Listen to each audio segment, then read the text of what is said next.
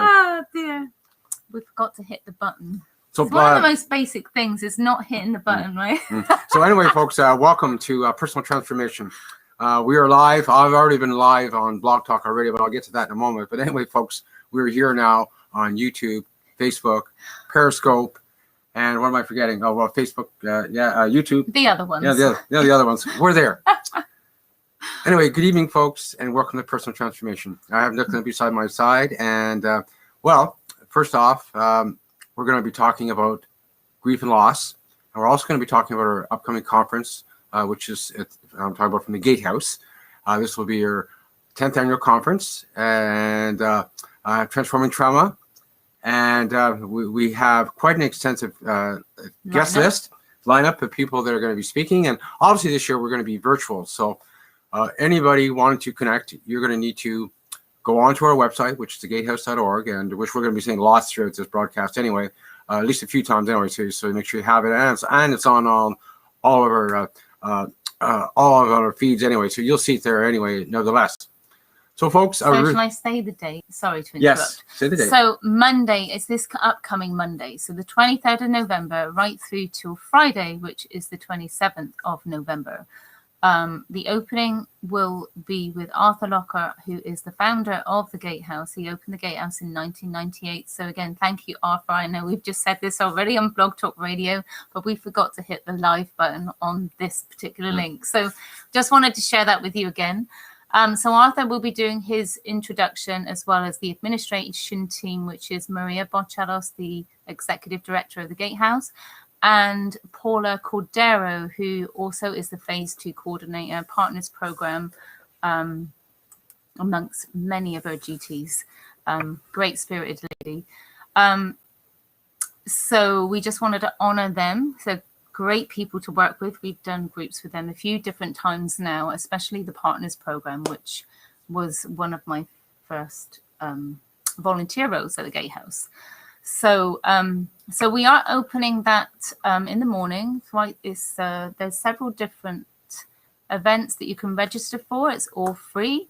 So if you go to www.thegatehouse.org, you will see the links there that you can register for the different events. And one of those events is me. I'm starting out doing a yoga flow, which I volunteered for at the beginning of the week and also at the end. So we practice mindfulness at the Gatehouse. We encourage yoga, martial arts, whatever that mindfulness is for you. That might be a hike in the park, or it might be a hike in the woods, whatever speaks to you to bring you back to the present moment, whatever that is for you. And that can be something as simple as breath. And that doesn't mean breath as in you're holding your breath, you're clamping your jaw. That's not what we call proper breathing. So it's deep breath. And when we do that, it can bring us back to the present moment when we're in that place of anxiety, we're in a place of fear, anger, whatever those emotions that you may be coming through, which life gets us into sometimes. If we use that breath to support ourselves, a lot of time that's all we need to do to bring us back to the present moment. So just one of the tools we can use. That might be meditation for you. It could be a number of things. So I'm doing a trauma-informed yoga practice, which again doesn't have to be, you don't have to be a trauma survivor of child abuse in order to partake in the flow. You could be a partner of a trauma survivor. You could have gone through trauma through relationships. You could have gone through trauma from grief and loss, from the loss of a partner, in life or in death. So there's so many different things. A car accident can cause trauma, for instance. There's so many things that can cause trauma. So plugging again my trauma-informed yoga workshop, which I'm also doing online, which is a chargeable service that I'm providing via YouTube, which is it's not a live event. It will be something that will be the links will only be sent to you if you register for the program.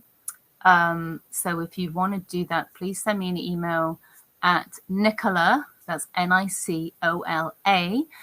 yoga@outlook.com. So if you're interested in that, please let me know. I do it via sliding scale for people that aren't able to afford the regular amount. So please let me know if you're interested in that. Would love to hear from you. and guide you through whatever you need, and provide some tools to help you deal with everyday life. So other than that, I will also be doing the ending flow for the trauma conference, which again will be on the 27th on the Friday in the afternoon. And I believe it's around about 3 p.m., but the time may have changed. So again, if you go to www.thegatehouse.org, it will show you the correct allotted time. So other than that, we have some therapists that are going to be on there. We have Lacey from the Full Circle Art Therapy. Lovely lady. She is an art therapist.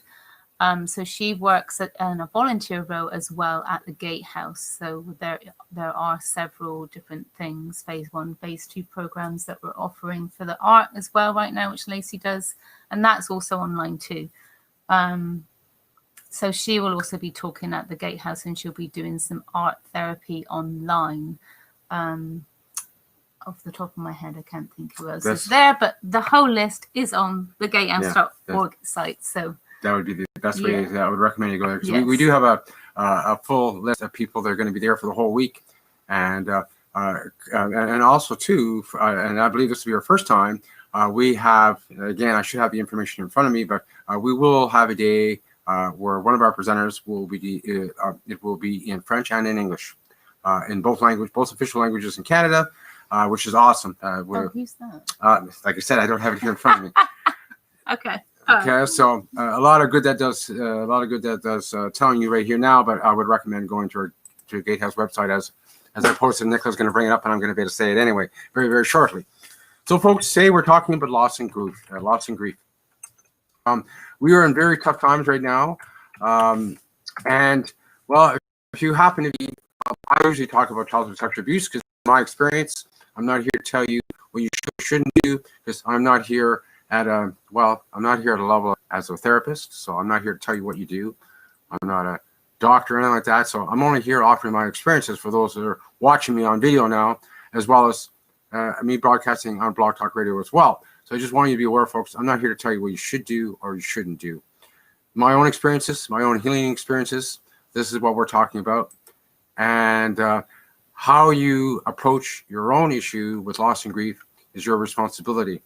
So what I'm offering you today is what I'm going through, and we may offer some suggestions, but never telling you what to do. So please keep that in the back of your mind as well as we're talking about loss and grief. Of course, Nicola's bringing this up. That's what I love about having all these multiple screens. Nicola's going to bring up the information what we were dumbfounded about there a minute ago about what we're talking about. So nevertheless, we'll have it here for you in a second. Can I just plug one more thing? Yeah. Sorry, because the Gatehouse is run by mainly volunteers. So we also need help with funding to keep the house going and to keep running these online events, which we are actually, because we are still facilitating the 15-week phase 1 program.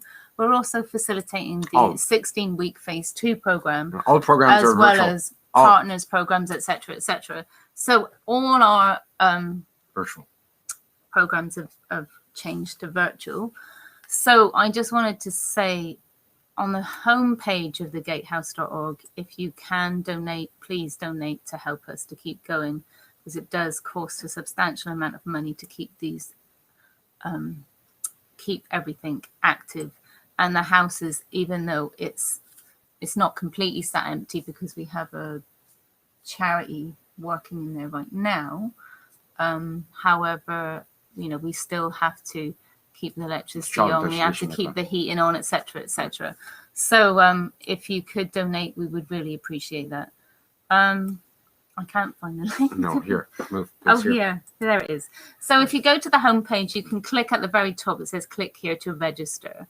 And then you'll go to the different parts of the event schedule. So Monday, November 23rd at 10 a.m., the Gatehouse Response to Restorative Justice and Trauma.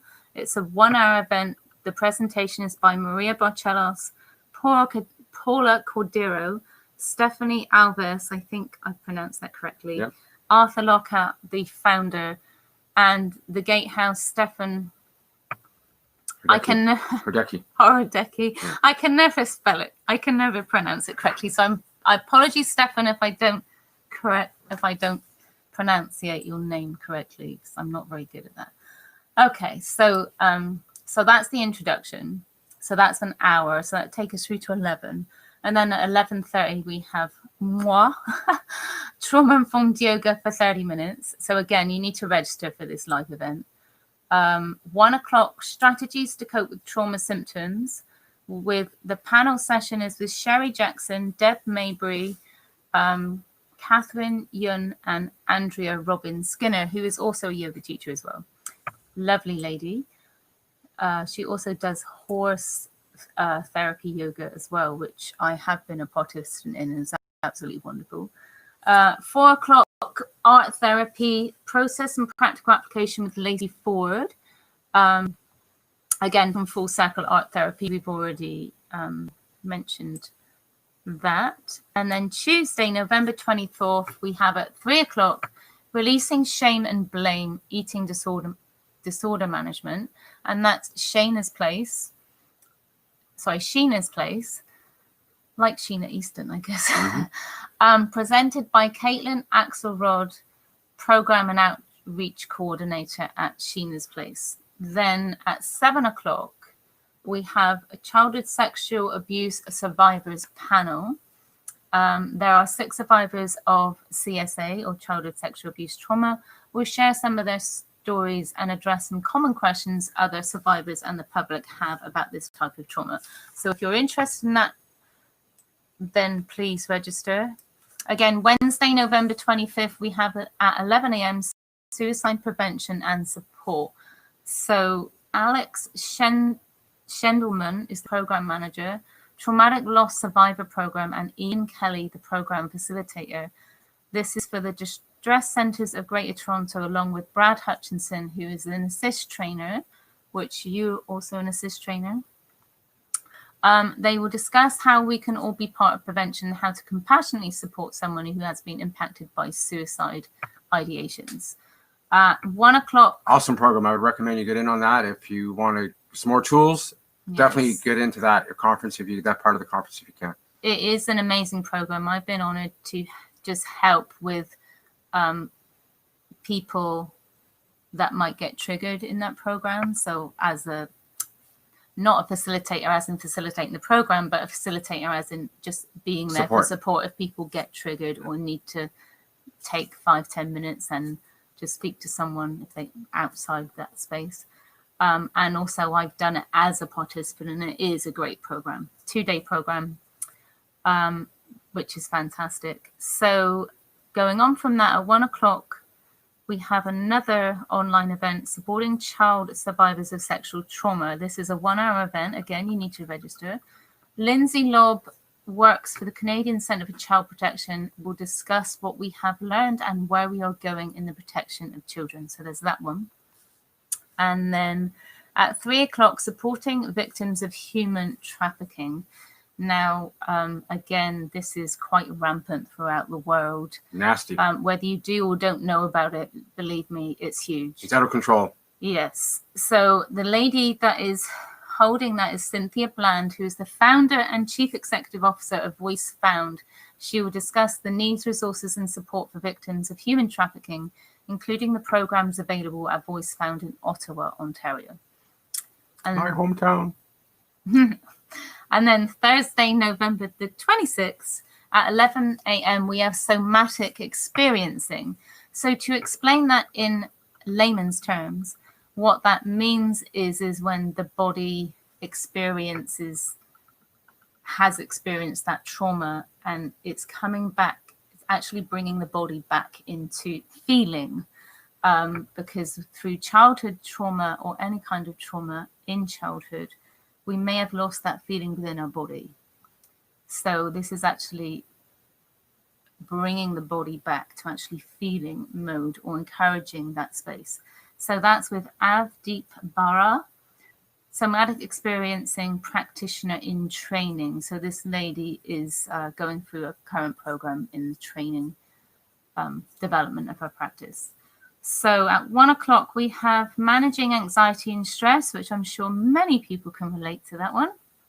That's, again, an hour-long program. Shamsa Iqbal, I hope, again, I have pronounced that correctly, EMDR therapist. So that's eye movement desensitization.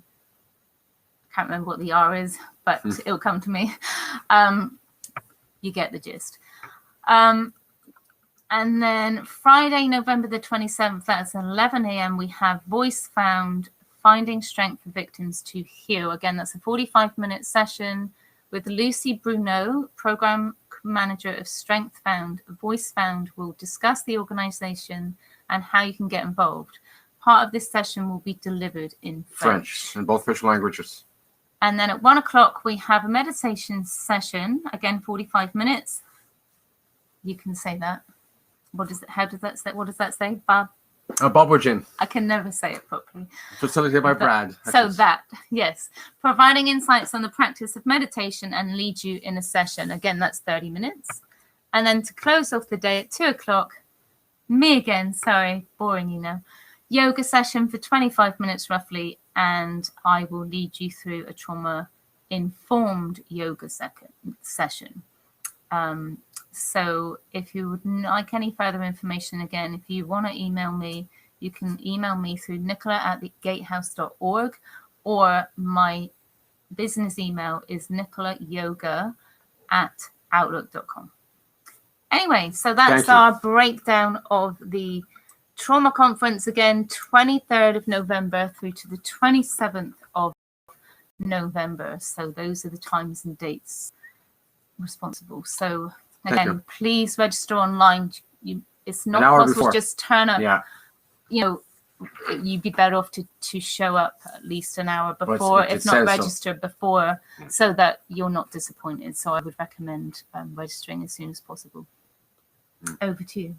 Yes. Okay. So thank you on that. And like I say, now we're going to talk a little bit of loss and grief. Folks, again, also, we are in very, very, uncertain times. For those who are living, where I live in the greater Toronto area, we are about to shut down again on Friday, to close down again like we were back in March and April. I haven't confirmed that. Pretty much they have today. It's pretty much set in gold. It'll be set tomorrow, but that's pretty much what's going to happen. So we're pretty much following what the rest of the world is doing in other parts, such as England. In France, for example, they're shut down again. So this is very, it doesn't sit well with a lot of people. I'm being very gentle in my words here. Can I just do something a moment? Oh, there, thank you. Sorry.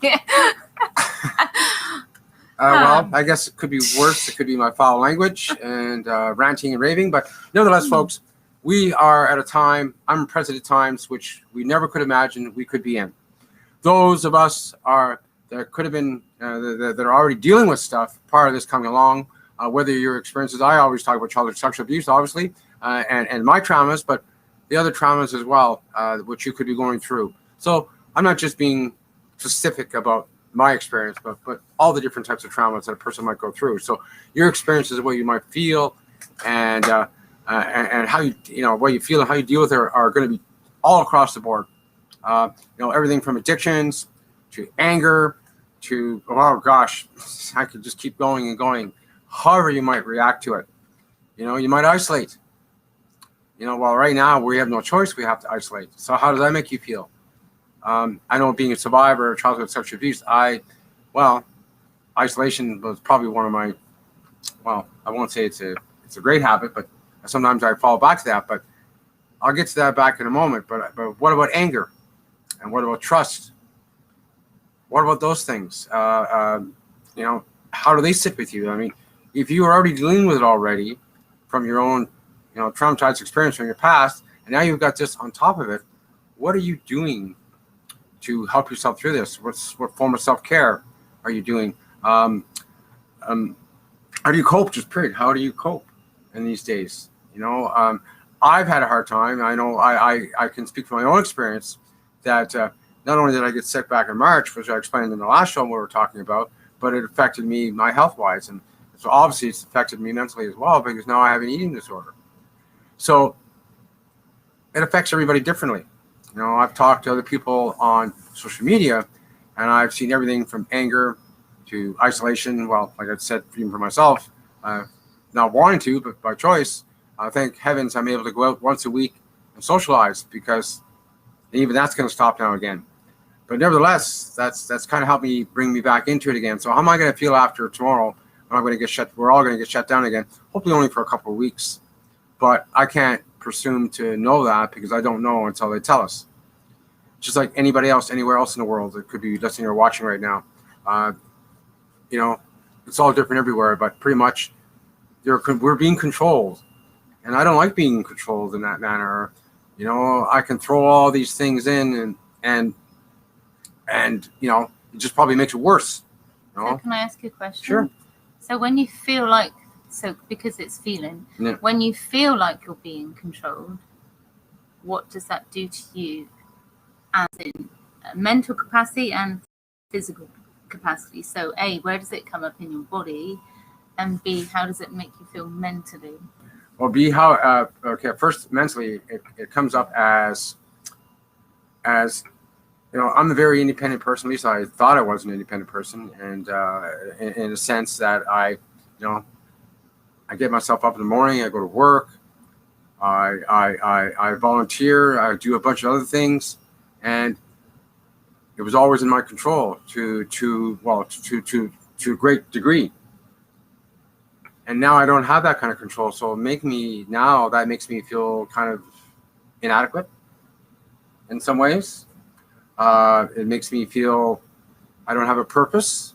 Well, that's what it's grown into mentally.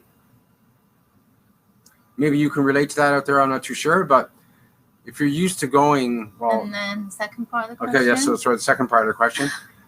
Well, physically, I'm like can I say I'm old school. I grew up on a farm. I'm used to work. You know, it's in the blood. It's in the fingers, and now I can't work. You're talking about a person I've worked steady for the last 30 years, probably a little bit longer than that. Never, you know, having to stop work for anything. You know, and now I'm being told I have to stop. So, you know, that mental thing about having a purpose is really, really, really difficult, because now, well, that's obviously going to affect my income. It's going to affect, well, that affects you mentally as well. So it's kind of a jumble. So does it come up in your body anywhere in particular physically? Well, if I was to put it in that manner, which I haven't really noticed too much, would be in my body, meaning in my legs, because I'm used to you know, walking 12, 15 kilometers a day, and when I was doing sports, I was doing a lot more. So my legs feel like they're, well, I feel like Gumbies. If anybody can relate to that, or whoever knows. What's a Gumby? Well, it's a okay. So yeah, I guess I should find a better example. But Gumby, anyway, is a cartoon character from way back. Oh. So Has he got bendy legs or something? Yes, he's got bendy legs, and he's okay. So English format, he has bendy legs. He feels like he has bendy legs. Sorry. Or Humpty Dumpty, who didn't stand on the wall. He fell off the wall, and he's all cracked now because he can't do anything. Head or legs or back or something like that. But I quite like that one. All the king's horses and all the king's men couldn't put them back together again then? No, because you could not go to the store and buy crazy glue because they're all shut. And you have to wear a mask and do curbside pickup, provided they're open.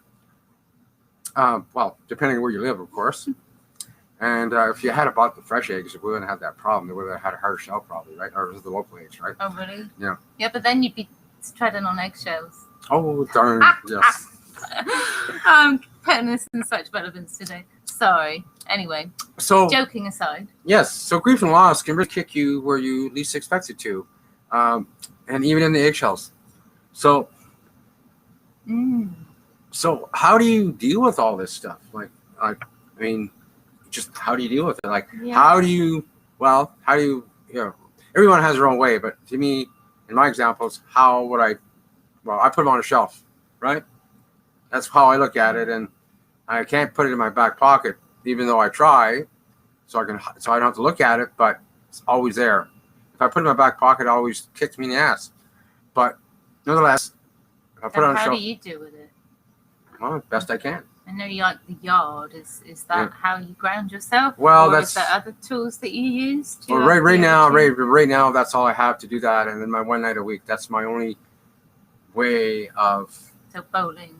Physically using your body. Yeah, physically using my body. Like even today, I needed to go out and did what I did today, and now we're just going to snow. Well, hopefully it doesn't snow for a while. We already had a couple of snows already, but to the point where I can't do anything outside. I have a bunch of things I can do. I can keep busy, but obviously you can only do so much until the frost comes and the snow comes, and then you're basically, unless you're shoveling snow. Well, I still go for a hike at -10 because I'm a little bit like that. If someone says I can't do something, I'll go the other way. So I'm like, okay, -10 is wrap up warm. I'm going out on that hike whether you like it or not. Because in actual fact, I find, because obviously I'm British, you can kind of hear it. I can never tell. No, you know what? You wouldn't believe the amount of people that actually get it totally wrong. So I'm just confirming, yes, it's British. So when someone says to me, I can't do something, I tend to go the other way. And at -10, I just basically might have a pair of yoga pants on and a pair of jeans. And I'll still go out. And as long as I'm wrapped up warm, because I don't like to be cold, a little bit, I do tend to just wrap up warm, put the gloves on, anything else that's going to keep me warm, test the temperature outside first to make sure I'm not too chilly, and then I'll keep going on that trail. So make sure I got my hikers on, my proper grippy boots, and I'm gone. So I kind of like what you're saying, because we're getting to the time of the year now where it's going to be harder to do things, especially if you're an outdoors person like myself. I mean, unless you can handle work going out in the snow and doing all those winter sports. Well, right now, the condition I'm in, I'm obviously not going to be doing what I used to do. I'm certainly not going to be going skiing. I'm not going to be going, I'm not going to do the sports that I thought I could, that I used to be able to do, at least not yet anyway. When I build my strength back up again, obviously I will, but right now I don't feel like much doing anything. And if I do it, I have limited capacity to how long I can go. Nothing like I used to go, that's for sure. If this is what, I won't say that word old feels like, but if that's anything like that, it's kind of like, ooh, icky. Anyway, so my goal now is what I'm going to have to do, and maybe you out there can relate to this as well. We're coming to that time of the year now where your time outside is going to be limited. So what are you going to do for self-care? Okay, but anyway, we'll talk a little bit more about that on. Let's talk a little bit more about loss and grief, about how it's affecting you. So, well, I can only really say how it affected me because I can't really speak for anybody else. But I know on the initial shutdown, because it kind of came out of the blue, we weren't really told about COVID being here in the fall. We weren't told really until March, right? Right. Or February, March, it started to come on. Actually started around Christmas. Yeah. So, almost a year ago. It came as a bit of a shock. And maybe I was in denial. I don't know that it was going to happen. But when that initial shock came, it did honestly put me in a little bit of a trauma space. And I basically grounded myself by literally going into meditation for almost 2 days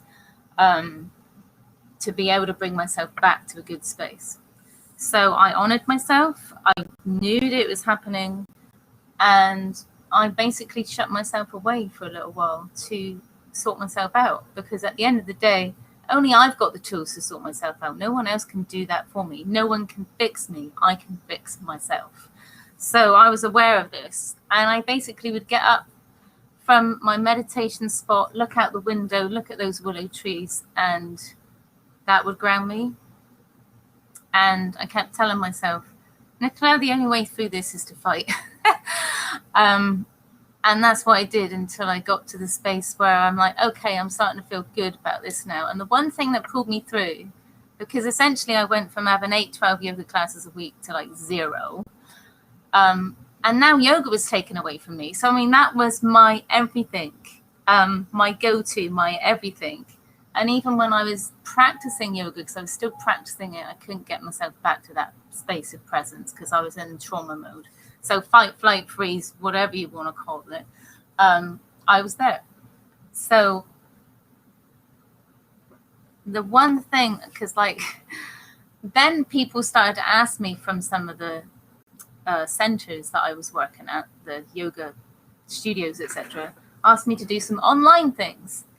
And so I started to get uncomfortable in that yoga space online, because I'll be honest with you, when I was doing my training, I was up there because I'd already done the circles at the gatehouse. I'd done the drop-in, I'd done the partners group, I'd done phase 1, phase 2, etc., etc., etc. And I was pretty confident with myself, which I'll be honest with you, I never had the confidence prior, not to the level where I was speaking at colleges and stuff like that. I mean, I was confident in like a business environment where I felt safe, or I was confident with my own business, etc., etc. But to be able to talk in a circle, until I started to do these public speaking events and really work with other survivors, holding the space safely for them, did I really find my confidence. Like, I wouldn't have dreamed of even being on a Skype call, for instance. I would hate showing my face. So then going back to March, I then had to become comfortable being uncomfortable on the computer now doing yoga. So I started to do it with a couple of different studios. And then I thought to myself, Nicola, you've got this YouTube channel. Why don't you just, like, the only way you're actually going to get comfortable doing this is to keep doing it. So I thought, you know what, keep telling myself to do this, YouTube channel and use it, because it had been I'd set it up in the fall of last year. And then I thought, you know what, the only way you're going to be able to teach right now is online. So I thought, well, the only way I'm going to do this is to do it via YouTube, to make it fair to all the studios that I was working for, because I was working for about 6-7 different places at the time. And I thought, that's the only way I'm going to be able to keep teaching. So that's how Nicola Yoga YouTube came into being. So really, that is what pulled me through. So I just kept going. I mean, some of those initial yoga videos are absolutely appalling as far as I'm concerned. You may not think so, but they were. I'll be totally honest, because I just knew I had to keep going, keep recording those YouTube videos until I felt comfortable online. And now I'll be honest with you, I put myself in front of that camera, and I'm really comfortable as if I would be in an in-person class. And the way I did that is I had to visualize my participants on the other side of that camera. So by doing that, I feel like I'm talking to them. And I'm not talking to just a camera or anyone throughout the world. I'm talking to my participants almost like on an individual basis, because I have small classes in this home studio, right? So because of social distancing measures, etc. And that's how I basically pulled myself through from quite a dark space. And I might have only been there for a little while, but we sometimes go back there, right? And by being shut down and the loss of control, we couldn't do anything about it. It put me back there. And I just really, really knew there was that bit of light, and I just kept holding on to that piece of string with that bit of light and kept pulling myself up. So that's essentially how I did it. It might not work for everybody, but it worked for me. So now I've got the attitude, well, they can keep trying to push me down, but I'm going to keep going up. So one of my mottos is, as you probably know me by now, is never give up. So that's what I tend to live by, or live for today. So that was one of my dad's things, live for today. Thank you. Thank you. So that was a bit of a loss and grief comes up in many precarious ways, but nevertheless, we have it. We carry it to whatever degree we are, and now times as they are, as I pointed out, and you have what you're dealing with already. So for myself, this is presented to be a really, really, really hard thing to do, to deal with in ways that I never thought possible or even dreamed of, or in ways that are new ways of coping that I've had to discover. And it's necessary now, in order to keep going, that I continuously probably find ways to take care of myself in that capacity, in that self-care capacity, means I'm talking about. So we're coming to winter now, so it's going to be a little bit more of a challenge for me to find things to do. I do have some things to do throughout the winter. Obviously most of it will be inside unless I'm able to go back to work, and I'll be back working outside again, which I've been doing for quite a number of years. So I do like the outside even in the winter, but nevertheless I need to find better ways of coping and a new direction, so it's not falling back on old paths and old directions. So we actually know what I would like to do as a survivor of childhood sexual abuse. Now, from the Gatehouse, we talk about 7 steps of grief and loss. And would you like to read that? Sorry.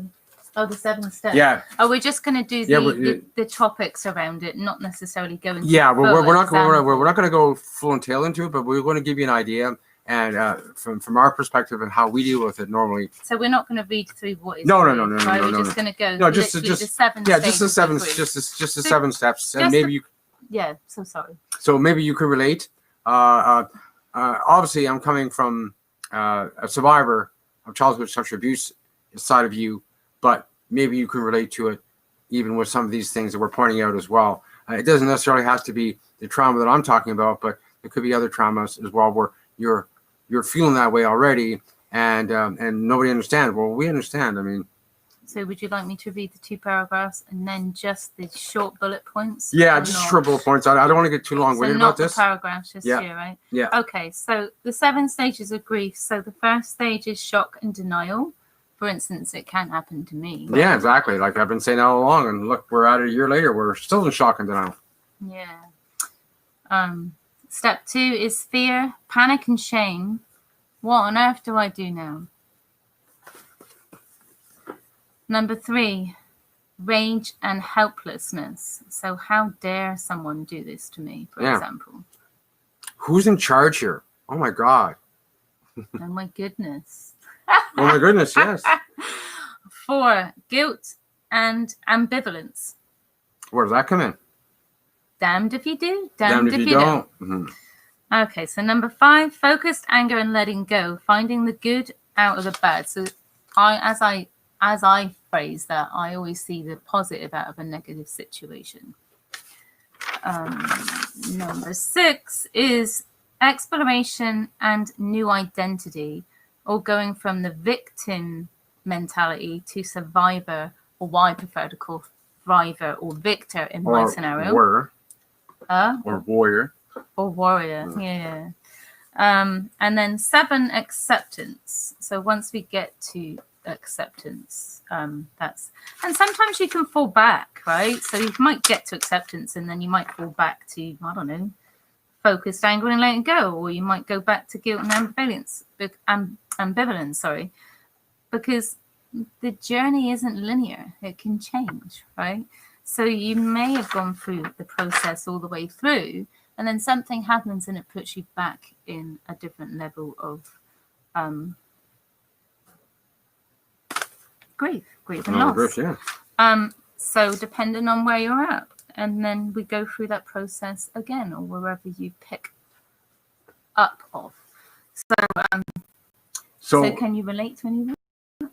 Oh, absolutely. And grief really is just inside out. Love turned inside out, if you want to call that, or it's just a ball of energy that's inside your body that just needs to be released, whether it be crying or running 20 miles or it whatever. Can also be laughter too. Laughter too, right? It could be a lot of different things on how you release that grief. It could be thinking you're doing stand up at Yuck Yucks. I'm not trying to do a plug here, but if you're a comedian, explain what Yuck Yucks are. It's a comedy. I know it is, but they don't. Well, actually, Yuck Yucks is in the West, Canada, US, so it's all over the place. Yeah, but it's not in the UK, as far as I know. I'm not too sure. So you need to explain, because our viewers are also in the UK. Yeah, we have lots of funnies here in the West, both in America and in Canada. I'm actually thinking about Montreal just for laughs, which is always hilarious. Canadian perspective humor. We have lots of humor. So grief can be released in many, many different ways. I guess finding a spot that's really, really good and comfortable for you, where you need to, So I just want to read what Oh, the okay. Gatehouse is writing here. So I believe it's Maria, it might be Paula, I'm not sure. The first one was love, and then put, so true. Many often think it's a progressive journey and feel like failures when they go from one step and then backwards to another step. Healing is not linear. Yeah, So that's confirming what I said earlier. Thank you. That's kind of what we're saying anyway. Yeah. So, I remember when I started this healing journey, one of my facilitators used to always, actually both my facilitators at the time used to tell me that when you see a change in yourself, they used to always make reference to, well, when you start seeing a change, you're going to take like a 1 degree turn to the right or a 1 degree turn to the left, but you're going to see something, you're going to feel something. And that's kind of how it happened for me. And I love that analogy, how they always went to that and saying, yeah, you're just going to shift one way, and you're not even, actually, it's just going to come out of nowhere, and you're not even going to realize it. And until either somebody points it out, somebody that knows you and that's going through your experience, or you discover it on your own and you have an aha moment with yourself and realize, oh my God, I've shifted. I don't think in that way. I'm not thinking like I'm so angry, or so I'm not so angry now, either be towards myself or whatever the situation may be where you may be angry at something. As an example. Can I just plug someone else's comment to me recently? So, what's Davina's last name? Little. So a lady who we know who's recently written a book. About She's called PTSD. Davina Lytle. Lytle? No, you're not pronouncing it correctly. How am I saying Little. it? Is it Little? I believe it's Little. I don't think it is. But anyway, Lytle. So Davina, she's written a book on PTSD. Yes. PTSD. One of the comments she made to me recently, if she doesn't mind me saying this, I'm sure she doesn't, is, you know what? She was in bed one morning and her partner or husband was just about to go off to work. And she realized she was in a good spot, and she turned around and she said, you know what? I actually am happy with my life now. And I turned around and said, isn't it lovely when you realize that you're in that space, or something to that effect? And I just thought it's knowing how I felt when I got to that place of, for me, I wanted peace, I wanted harmony, and I wanted respect. And I set a boundary for myself when I moved away from a very abusive, toxic situation, that I was going to get all free. And as soon as that changes, I would reset with setting boundaries.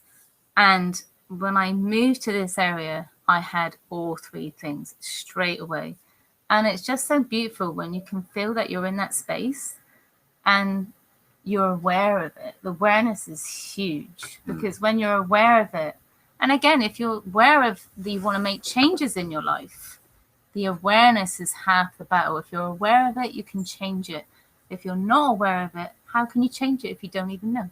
So, and on that point, what Nicola's pointing out, if I may suggest, if you're trying to track those feelings, there's a couple ways you can do that. And one of them is journaling, which we always recommend you do.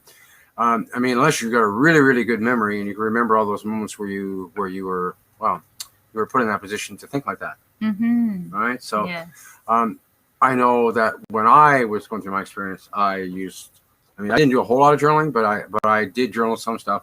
And one of the things I had to do when I was talking about anger, which is really kind of part of my grief and my loss here, because I carried a whole lot of anger and I needed to keep track of that.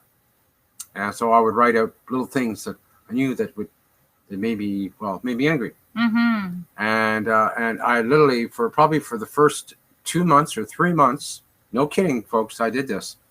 I'd have to go back and read this almost every day or every second day to remind myself, okay, well, Stu, if I get into that mindset where I'm going to act like that, or I get angry, then I'm gonna say to myself, I'm gonna find another grounding way or a way to walk away from it, so that I don't react in a bad way.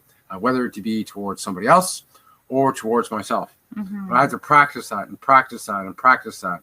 And even after what I've just stated, I still have to practice it even to this day sometimes. Not that I go back and look at my notes and say, okay, this is why I do that.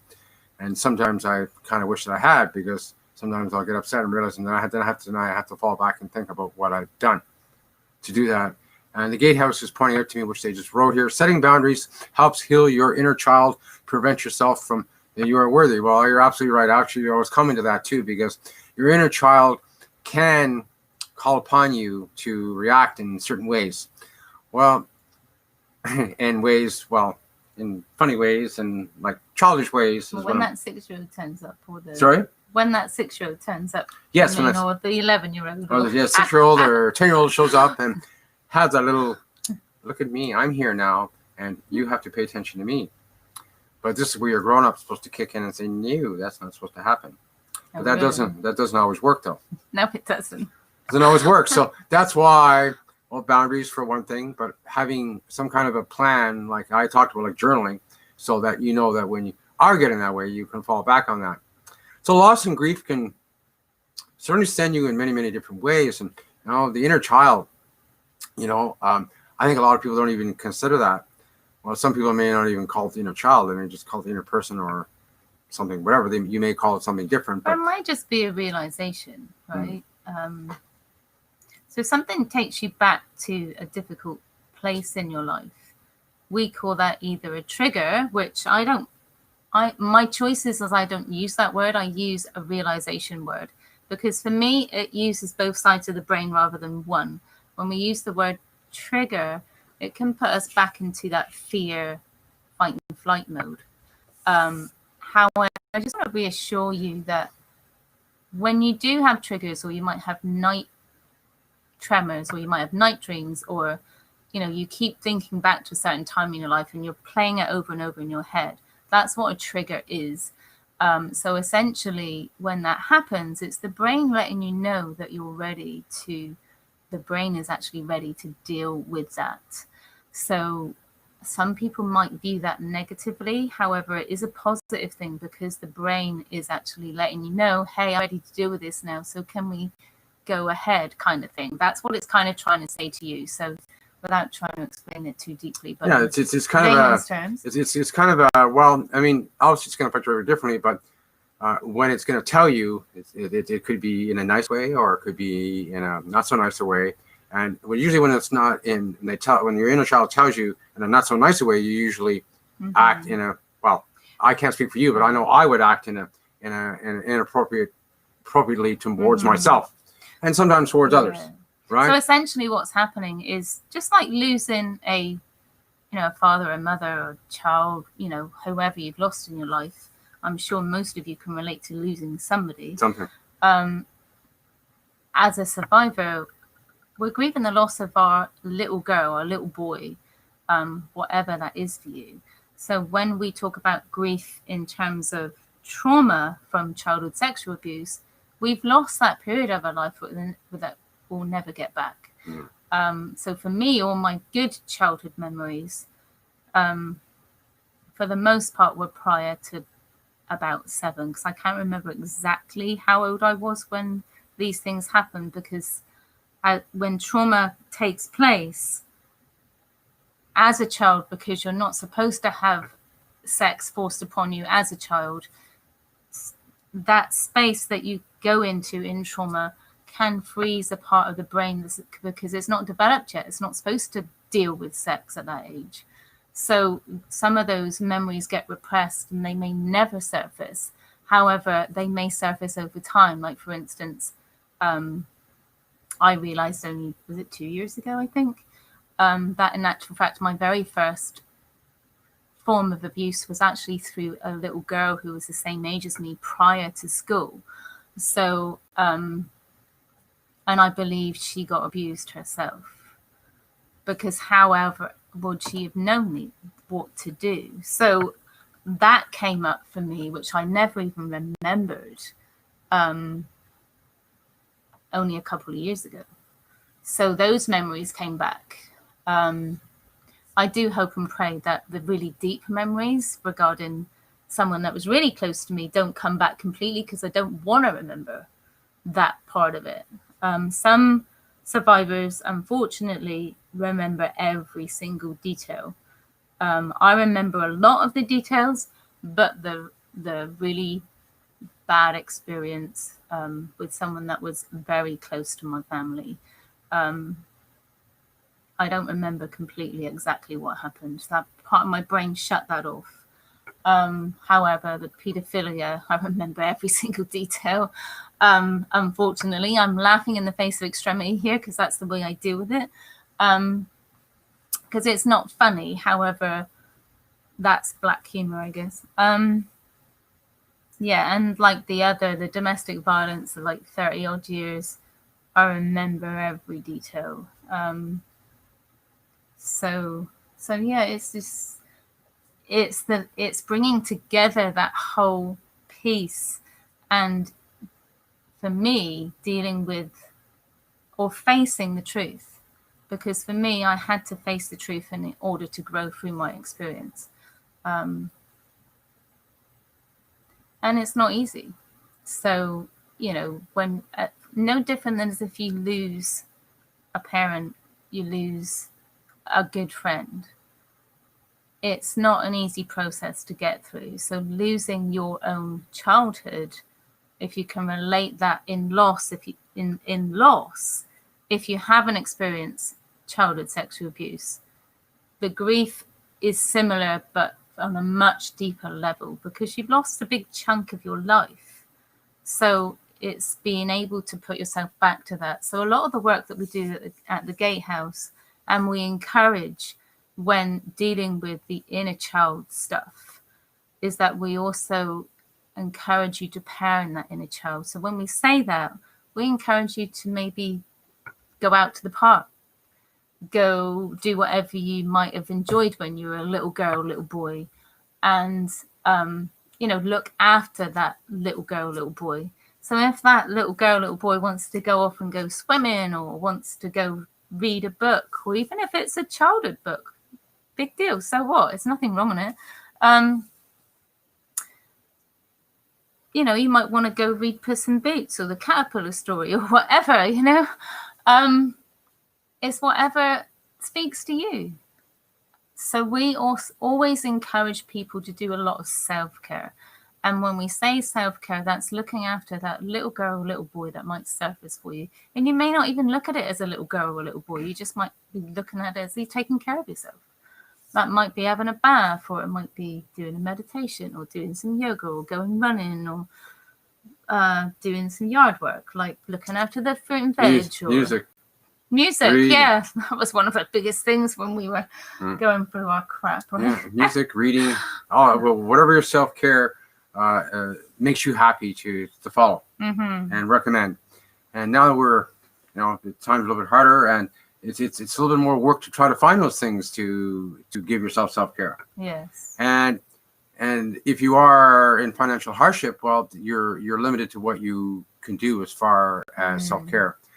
Then again, that's when you need to be innovative and try to find your own things that are low cost or no cost. Yes. Again, I'm lucky I have a big backyard. A lot of stuff I can do is very physical. It doesn't cost me money other than my time. So that's one thing.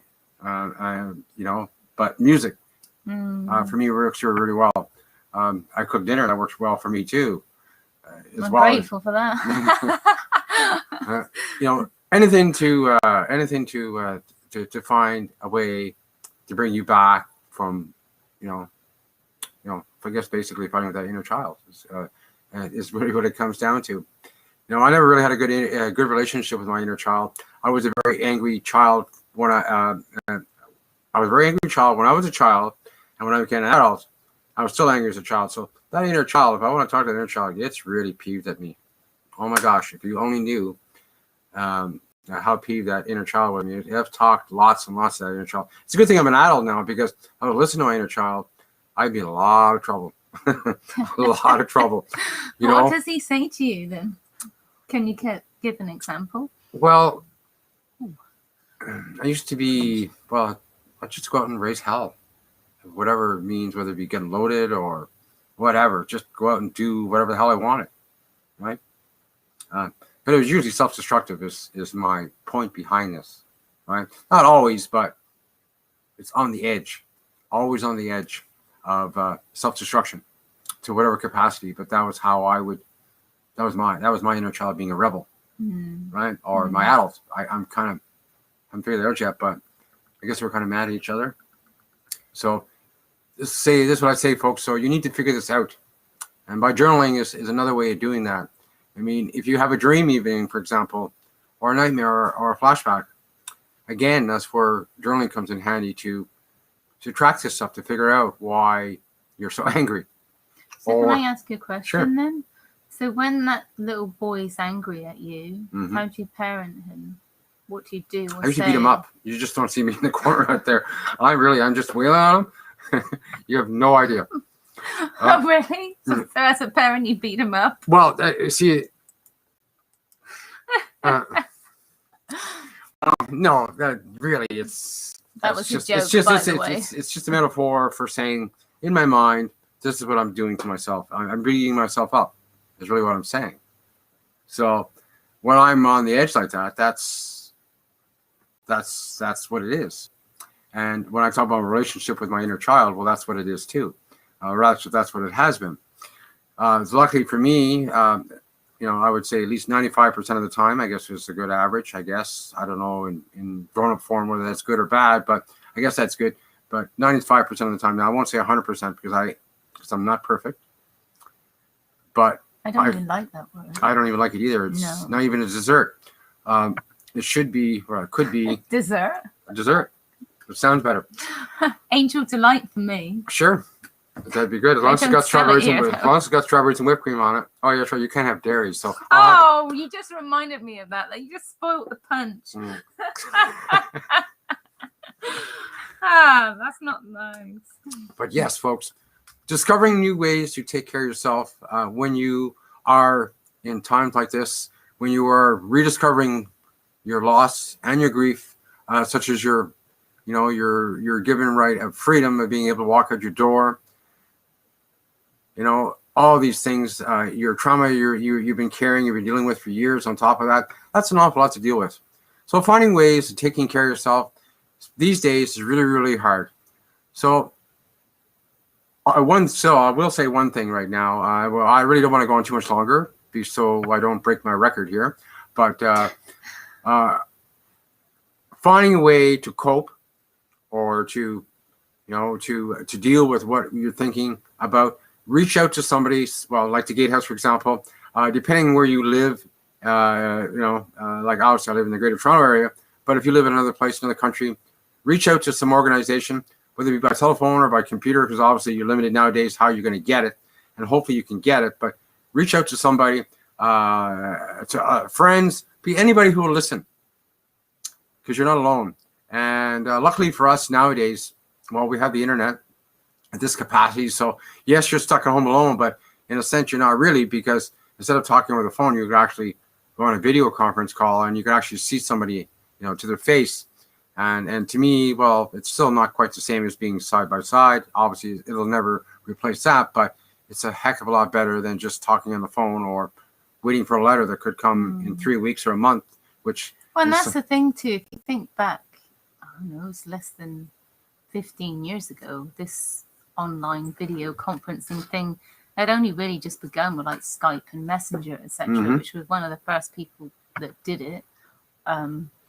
However, if this had happened like 25 years ago, we wouldn't even have this capacity to do this. So I'm kind of grateful that we do have Messenger, we do have Skype, we do have these Zoom applications, etc., etc., etc., where we can actually connect and see each other face to face. So, we could have been in a much worse situation where we weren't able to connect like this. And communication is key, right? So if we're communicating with people, we're surviving, we're getting this global community together to inspire each other and connect with each other. And at the end of the day, we were put on this world to help each other. So why don't we continue to do that?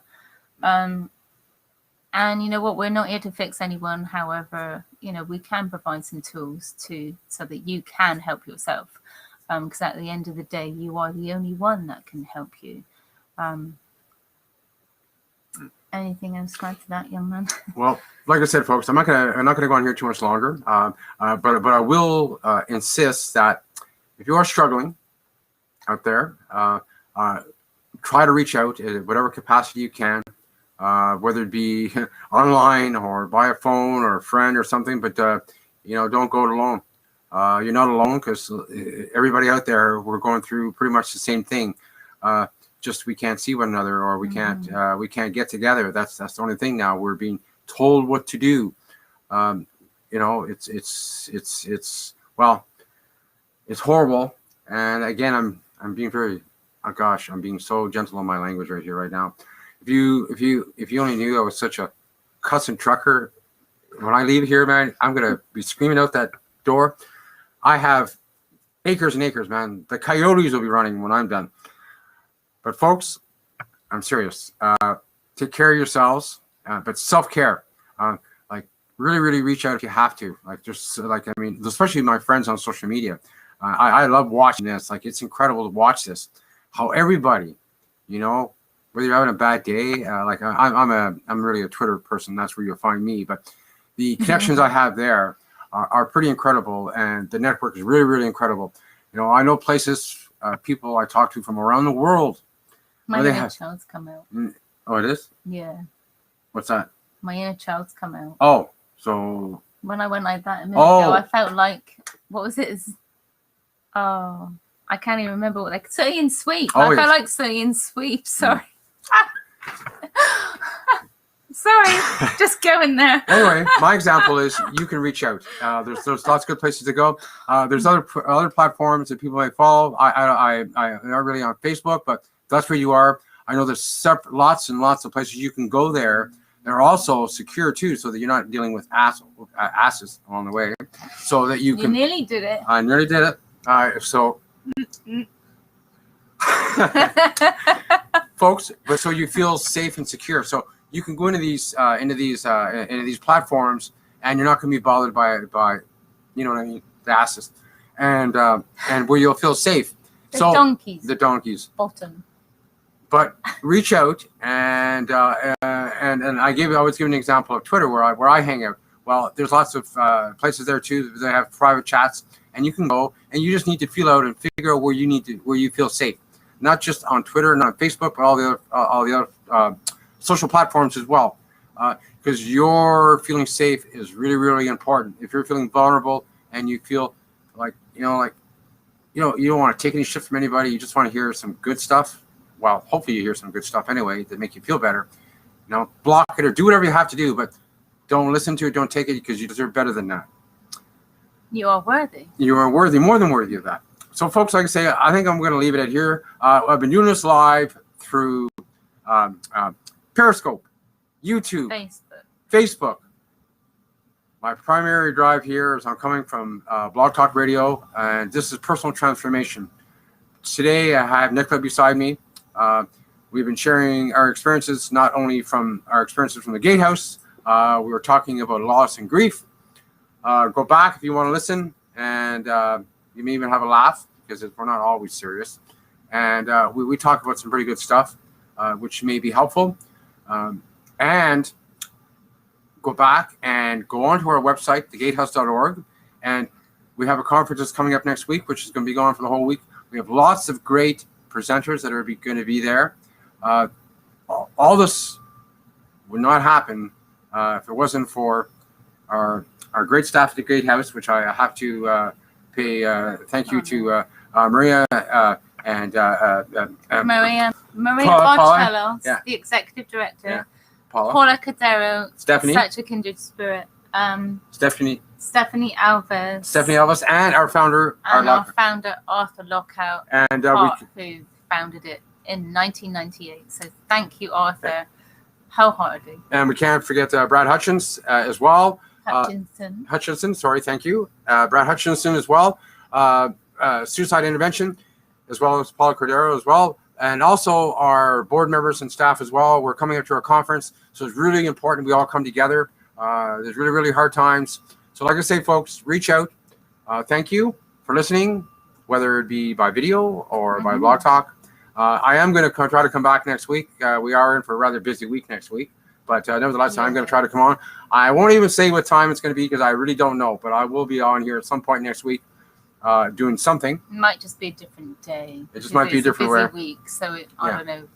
But anyway, being as they are, you think I'd have all this free time and I could do that, but no, it just doesn't work. When you're at home, you need to adjust for what's going on. So, and that's precisely what I'm doing. Folks, did you want to say anything else? Last plug before we go? Yeah, I just want to really say, if you're in that dark space, it's similar to what Stuart's saying, if you get yourself in that dark space and you start to feel lonely and you feel like you want to do yourself in, you know what I'm saying here, please reach out to somebody. Think about friends, family, your animals, something that you love to bring yourself back to this present moment and help you pull that light through for yourself. Because you know what? You're important to this world. And there is love here. So please, please reach out, share, and spread that kindness because you matter. So anyway, over to you. Yeah, so thank you everybody for joining us, and for those who will be joining us in the future, because that's what I love about this platform. Excuse my apologies for any hiccups along the way, because again, I must point out, I'm just getting used to this type of platforms that I'm on now.